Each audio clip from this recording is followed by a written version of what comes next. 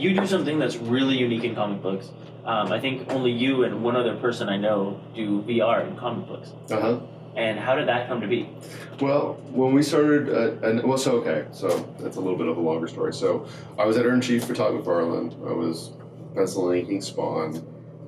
Robert Kirkman and Todd decided that we're going to do Haunt together, right? So we had to staff Haunt. And it was in the middle of the most vicious exclusivity campaign that DC and Marvel had launched against each other.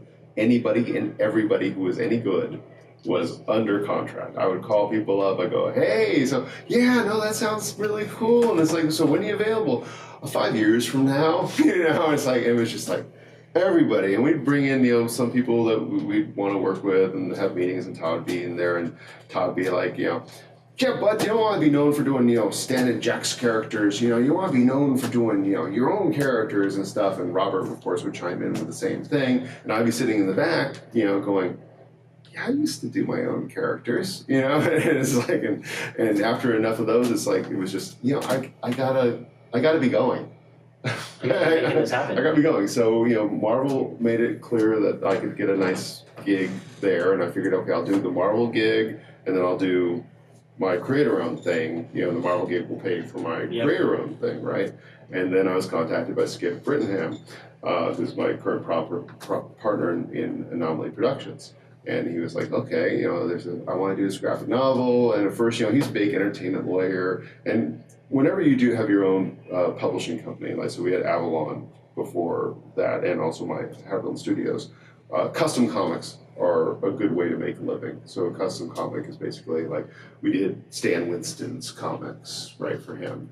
But they pay incredibly well. You don't own them and everything, but it's like, also you got $20,000 for doing that book, and you can finance everything, right? So I was figuring, okay, this probably will end up being something like that. I'll get guys from my studio or whatever, and they'll do the book and stuff.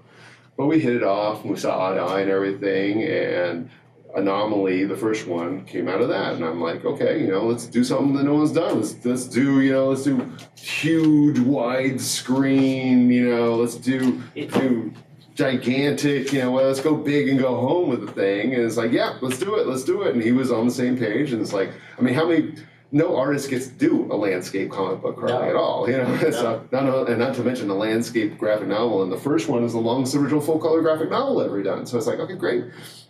With the AR, it looks like a movie, though. Oh, thanks. It really looks like it's cinematic. Thanks. I appreciate that. We definitely were going for that sort of approach. We definitely were thinking more like John Ford, epic Western, kind of things when we were even putting it together in the first place.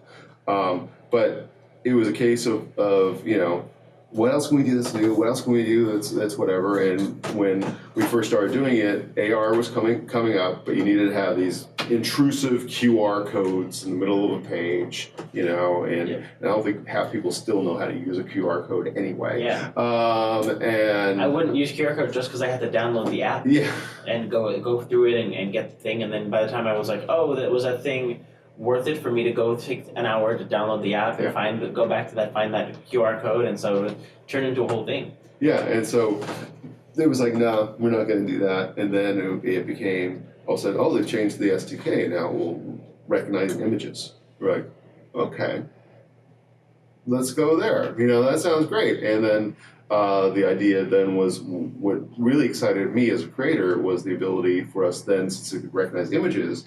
Is you go into the app itself tells you which pages are active, and we can add an update to that at any time we want. So like Anomaly 1 started with 20 pages, it now has 65 pages that are augmented.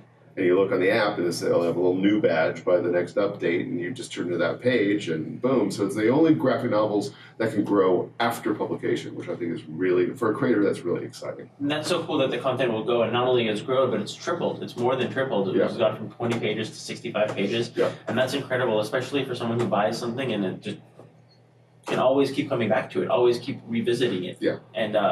And really get a chance to say, hey, check out this book, and kind of get the word of mouth out there. Like, look at this new page. Have you seen this process? Yeah. And I think it's so cool because there is side of that process love when you're doing artwork and seeing, anything from script to pencils to inks to colors to letters and adding and see how what phase did this come in, or what phase did that come in, and I think that stuff is so cool, and it's part of what makes comics so unique because it really you get to see the whole process. Yeah, no, I think the ability to deep dive is a lot of fun, and I really think that most people who do pick up comics and certain one level kind of want to make comics too. Yeah. So I think that really makes a.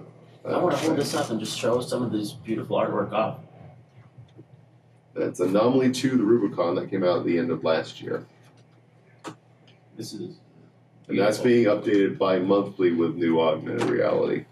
So every other month you have a new few pages? A few handful of pages. That's great, so people can keep coming back and keep getting new content so without you even having to buy any. But again, the thing though that also kind of makes me happy as well is we'll often have because I do most of the retailer conferences as well and stuff, and we'll have retailers that have carried the book and sold the book and reordered the book and whatever, and we have the big screen up with the AR demoing behind us like we do at most shows and stuff, and the retailers will.